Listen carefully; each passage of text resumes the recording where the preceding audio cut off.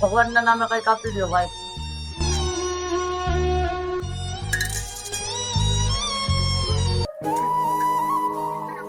બેન કઈક દઈ દો બેન, ગરીબ માણસની દુઆ લાગશે. દીજો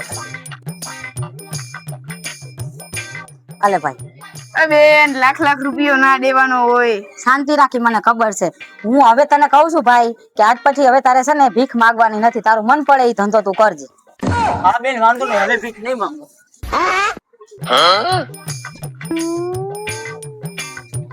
બેન આ તો ઈદ ભિખારી છે ને જેને તમે લાખ રૂપિયા આપ્યા હતા. હા હો ભાઈ, એવું તો તમે હું 6 મહિનામાં કર્યું તો તમે આટલા બધા અમીર થઈ ગયા.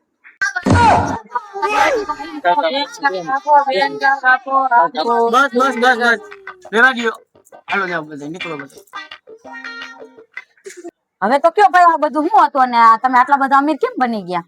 તમે નતું કીધું માંગવાનું બંધ કરી દેજે એટલે મેં આ બધાને 200 માં કામે રાખી લીધા.